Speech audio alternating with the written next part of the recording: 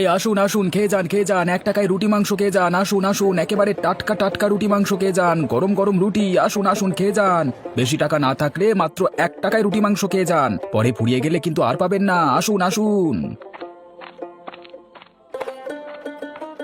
কিরে নিমাই, তুই তো দেখছি গ্রামের জনসেবা খুলে বসেছিস। মাত্র 1 টাকায় মাংস রুটি, এ তো অবিশ্বাস্য। আগে হ্যাঁ মোড়ল মশাই, গ্রামে যারা গরিব মানুষ তারা তো অত টাকা দিয়ে খাবার কিনে খেতে পারে না। তাই আর কি, আমি তাদের জন্য এই 1 টাকা রুটি মাংসের হোটেল করেছি। মাত্র 1 টাকা দিয়ে গরিব দুঃখী মানুষেরা আমার হোটেল থেকে রুটি মাংস খেতে পারবে। 1 টাকায় রুটি মাংস বিক্রি করে তোর ঠিক পোষায় তো নিমাই? আমার তো মনে হয় না যে 1 টাকায় রুটি মাংস বিক্রি করে তোর পোষায়। সে ঠিক বলেছেন মোড়ল মশাই, আসলে আমার লাভ হয় না, আবার ক্ষতিও হয় না। আসলে আমি 1 টাকায় রুটি মাংস বিক্রি করলেও কিছু কিছু লোকেরা আমার হোটেলের খাবার খেয়ে খুশি হয়ে আরো বেশি টাকা দিয়ে যায়, ওতেই আমার ক্ষতিটা পুষিয়ে যায়। তানিমাই, এভাবে আর কতদিন এত কম টাকার খাবার বিক্রি করে পুষিয়ে নিবি শুনি? বলি কি, এসব 1 টাকার মাংস রুটি ছেড়ে দিয়ে দামটা একটু বাড়িয়ে দে, দেখবি এতে তো লাভ হবে। না না মোড়ল মশাই, আমি এই হোটেল লাভ করবার জন্য দিইনি। আপনি তো জানেন, ছোটবেলায় আমার বাবা মা মারা যাওয়ার পর থেকেই আমি এতিম হয়ে গেছিলাম। পথে পথে ঘুরতাম, যখন যা পেতাম তাই খেতাম। তখন আমার এই হোটেলের মালিক আমাকে দেখতে পেয়ে তারই হোটেলে নিয়ে আসে। তারপর সে মারা যাওয়ার পর থেকেই আমি হোটেল চালাচ্ছি। তিনি মারা যাওয়ার আগে আমাকে বলে গিয়েছেন আমি যেন এই 1 টাকায় মাংস রুটির দাম কখনো না বাড়াই। কিন্তু নিমাই, বুড়োটা তো এখন আর বেঁচে নেই। ওসব বুড়োর কথা আর কতকাল মানবি শুনি? বাজারে তো সব জিনিসপত্রের দাম বেড়েছে, এসবের সাথে একটু মানিয়ে নিয়ে মাংস রুটির দামটা একটু বাড়া, নইলে কখন যে তোর 1 টাকার মাংস রুটির হোটেল বন্ধ হয়ে যাবে কে জানে।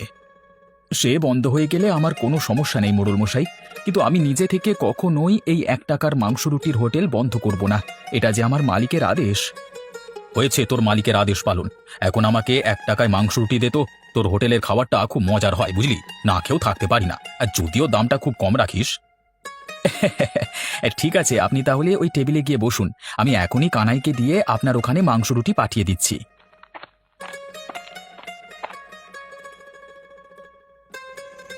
রানী ভাইদা, আজ কত টাকা লাভ হলো নাকি উল্টে ক্ষতি হলো? হ্যাঁ, কি যে বলিস না কানাই, আমার হোটেলে আজ তুই 3 বছর ধরে কাজ করছিস, কখনো কি শুনেছিস যে আমার হোটেলে লস হয়েছে? না নিমাইদা, তা শুনিনি, কিন্তু লাভ তো হয়েছে মাত্র 5-10 টাকা।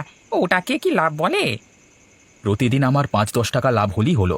আমি তো এই হোটেল লাভ করবার জন্য দিইনি কানাই, তুই তো জানিস এই হোটেলটা আমার মালিকের ছিল।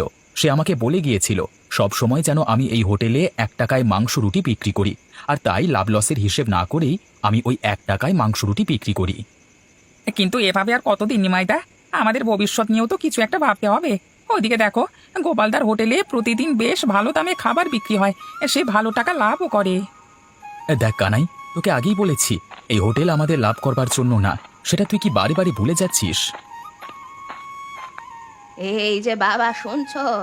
এখানে নাকি 1 টাকার মাংস রুটি পাওয়া যায়। আমার যে খুব ক্ষুধা পেয়েছে, তাই আমি ওই 1 টাকার মাংস রুটি খেতে এসেছি। আমার কাছে যে এর বেশি টাকাও নেই। আহা বুড়িমা, তুমি তো অসময় এসেছো গো। এই সময় তো আমরা হোটেলটা বন্ধ করে দিই গো। হ্যাঁ, তুমি কালকে সকালে বা দুপুরে আসলে 1 টাকায় মাংস রুটি কিনে খেতে পারবে। কিন্তু এখন তো মাংস রুটি কিছুই হবে না, আর এখন তো মাংস রুটি কিছুই আর হোটেলে বেঁচে নেই। কি সব বলছো বাবা? এদিকে যে আমার খুব খিদে পেয়েছে। আজ কতদিন হলো পেট পুড়ে খাওয়া হয় না। ভাবলাম আজ তোমাদের হোটেলে 1 টাকায় মাংস রুটি খাবো, কিন্তু এসে তো দেখছি তোমাদের সব খাবার বিক্রি করা শেষ। এই কানাই, বুড়িমার বুঝি অনেক খিদে পেয়েছে। শোন, আমার রাতের যে খাবারটা আছে না, ওই খাবারটা বুড়িমাকে দিয়ে দে। রাতের খাবারটা বুড়িমাকে দিয়ে দিলে তুমি কি খাবে নিমাইদা? তুমি কি তাহলে না খেয়ে থাকবে? আরে কানাই, আমাকে নিয়ে তুই এত ভাবিস না। ছোটবেলায় আমি অনেক না খেয়ে থেকেছি, তাই না খেয়ে থাকবার কষ্টটা আমি ভালো মতোই বুঝি। এই বুড়িমা কতটা কষ্টে আছে সেটা তুই আমার থেকে বেশি জানিস না। আমি একদিন রাতে না খেলেও কোনো সমস্যা হবে না, কিন্তু এই বুড়িমা কয়েকদিন হলো না খেয়ে আছে, তার যে খেতেই হবে। যা, তুই আমার খাবারটা নিয়ে আয়। আচ্ছা ঠিক আছে নিমাইদা, আমি তাহলে এখনই যাচ্ছি। বুড়িমা, আপনি ওই টেবিলে গিয়ে বসুন, হ্যাঁ, আমি আপনাকে ওই টেবিলে খাবারটা দিচ্ছি। ঠিক আছে বাবা, ঠিক আছে, তুমি তাহলে খাবারটা নিয়ে এসো।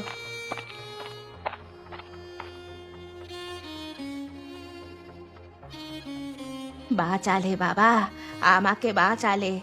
আমার যে খুব খিদে পেয়েছিল, এই খাবারটা না পেলে মনে হয়েছিল আমি আজ মরেই যাব।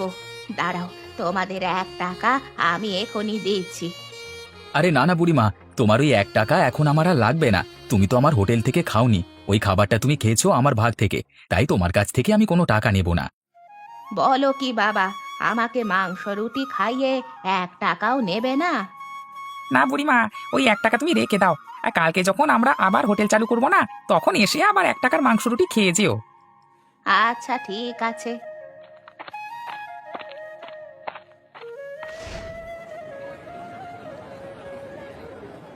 কি রে গদাই, আমার হোটেলে দেখছি এখনো পর্যন্ত কোনো কাস্টমার আসছে না। এ সকাল সকাল হয়েছেটা কি, কোনো লোক আসছে না কেন বলতে পারিস? লোক কি করে আসবে গোপালদা? সব লোকই তো ওই নিমাইয়ের হোটেলে 1 টাকায় মাংস রুটি খেতে যায়। তোমার হোটেলে তো একটা রুটির দাম 10 টাকা, আর মাংসের দাম তো 50 টাকা। এত দাম দিয়ে কি সবাই আর মাংস রুটি খেতে চায়? কিন্তু গদাই, এতদিন তো আমার ব্যবসা ভালোই চলছিল, হঠাৎ আমার কাস্টমারের সংখ্যা কমে যাচ্ছে কেন বলতে পারিস? বলতে পারবো না কেন গোপালদা, তোমার হোটেলের রান্না তো আর এখন আগের মতো অতটা ভালো হয় না, তাই তো সবাই ওই 1 টাকা দিয়ে নিমাইয়ের হোটেলে খেতে যায়। এমনকি আমাদের গ্রামের মোড়ল মশাইকেও কালকে দেখলাম 1 টাকা দিয়ে ওই নিমাইয়ের হোটেলে মাংস রুটি খাচ্ছে। এসব তুই কি বলছিস গদাই? আমাদের গ্রামের মোড়ল মশাই শেষ পর্যন্ত কিনা ওই নিমাইয়ের হোটেলে গিয়ে খাচ্ছে?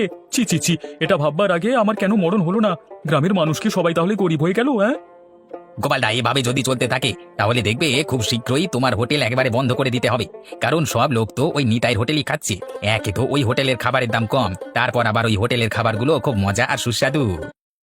অনেক হয়েছে গদাই, আর না। ওই নিমাইকে আর এভাবে চলতে দেওয়া যায় না। যে করি হোক, ওর 1 টাকার মাংস রুটির হোটেলটা আমাকে বন্ধ করতেই হবে, নয়তো আমাকে এই হোটেলটা বন্ধ করে এই গ্রাম ছেড়ে পালাতে হবে। হ্যাঁ, কিন্তু কিভাবে গোপালদা, তুমি ওর হোটেলটা কিভাবে বন্ধ করবে শুনি? কিভাবে তা জানতে চাস? ঠিক আছে, তাহলে দুপুরবেলা পর্যন্ত অপেক্ষা কর।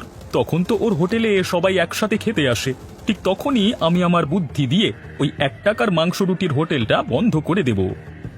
দেখো গোপালদা, এতে করে হিতে যেন আবার বিপরীত না হয়ে যায়। আরে এই বেটা নিমাই, তোর এই 1 টাকা রুটি মাংসের হোটেলটা এখনই বন্ধ কর। তোর এই হোটেলের খাবারে ভেজাল আছে। কি সব বলছো গোপালদা? আমার হোটেলের খাবার আবার ভেজাল থাকবে? হ্যাঁ, তোর হোটেলের খাবারে ভেজাল নিশ্চয়ই আছে, নয়তো তুই এত কম টাকায় কিভাবে খাবার বিক্রি করছিস শুনি? বলি কি, বাজারে জিনিসপত্রের দাম তো কম নয়। দেখো গোপালদা, আমি আমার হোটেলে কোনো খাবারে ভেজাল মেশাই না। আর হোটেলে যেসব প্রয়োজন সবকিছুই আমি বাজারে দোকান থেকে ন্যায্য দামে কিনে আনি। না না, তোর এসব কথা আমি কিছুতেই বিশ্বাস করি না। তুই তো জানিস বাজারে মাংসের দাম কত টাকা করে কিলো। হ্যাঁ, কেন জানবো না। মাংসের কিলো 250 টাকা, আর আমি বাজার থেকে 250 টাকা করেই কিলো মাংস এনে হোটেলে বিক্রি করি। না না, তুই নিশ্চয়ই কোনো মরা পশুর মাংস বিক্রি করিস, নয়তো এত কম টাকায় মাংস রুটি বিক্রি করে তোর তো লাভ হওয়ার কথা না। দেখো গোপালদা, আমি যা বলছি তা ঠিক কথাই বলছি। আমি যে দোকান থেকে মুদির মাল আনি তাকে গিয়ে জিজ্ঞাসা করো, আর যার কাছ থেকে মাংস কিনে আনি তাকেও চাইলে জিজ্ঞাসা করতে পারো। হ্যাঁ ঠিক আছে, তাই হবে। তাহলে চল গিয়ে দেখি তুই কার দোকান থেকে মুদির মালামাল আর কার দোকান থেকে মাংস কিনিস। হ্যাঁ হ্যাঁ, চলো তাহলে তোমাকে ভালো মতো দেখাচ্ছি।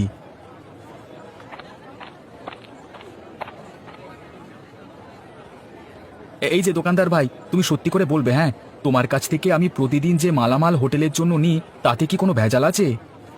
না না ভাই নিমাই, তুমি আমার দোকান থেকে যেসব মালামাল কেনো সেটা ভালো, কারণ তুমি বেশি দামে পণ্য কেনো, কম দামে ভেজাল মালামাল কখনো তুমি কেনো না, বুঝলে?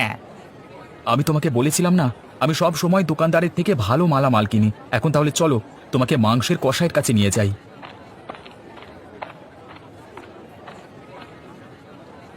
এই যে ভাই কষাই, তুমি সত্যি করে বলবে তোমার কাছ থেকে আমি প্রতিদিন যে মাংস নিই তাতে কোনো ভেজাল আছে?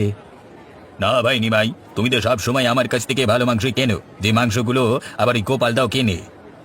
দেখলে তো গোপালদা, আমি তোমাকে বলেছিলাম না, আমি সবসময় ভালো এবং খাঁটি জিনিসটাই বাজার থেকে হোটেলের পণ্য হিসেবে কিনি।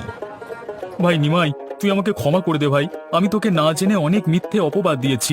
আমি বুঝতে পারিনি তুই আসলেই যে সত্যি কথা বলছিস, কিন্তু তুই এত কম টাকায় মাংস রুটি কিভাবে বিক্রি করিস?